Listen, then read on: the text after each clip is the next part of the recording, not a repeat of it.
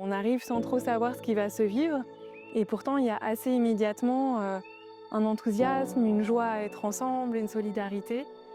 Le premier jour, ils peuvent être un peu fermés, un peu inquiets, mais dès le deuxième, dès le troisième jour, c'est très touchant de voir à quel point ils se sont ouverts et vraiment ils se sourient entre eux et à nous.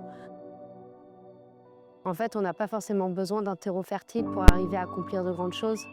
Il y avait une forme de dextérité et de justesse dans ces gestes.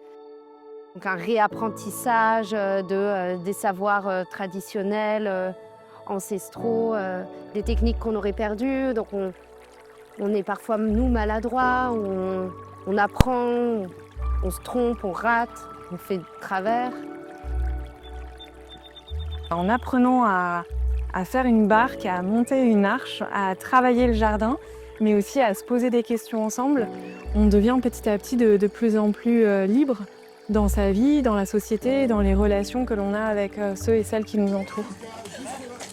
En une semaine, on a un groupe de jeunes très hétérogènes qui ont réussi à accomplir un ouvrage extraordinaire, une barque d'une excellente qualité, un objet en fait qui donne envie et qui n'est pas du bricolage, quelque chose qui est merveilleusement réalisé.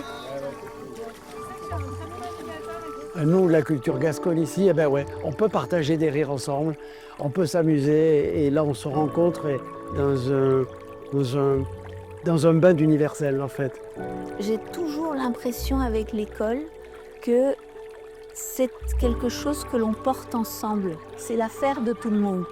C'est une activité et une mission qui est très précieuse et qui est chérie, je dirais, par tout le monde. Il nous faut relativiser aussi plein de choses, sans penser que c'est nous qui savons et pas eux. Non, non, c'est vraiment, ils sont porteurs de plein d'espérance aussi. Hein.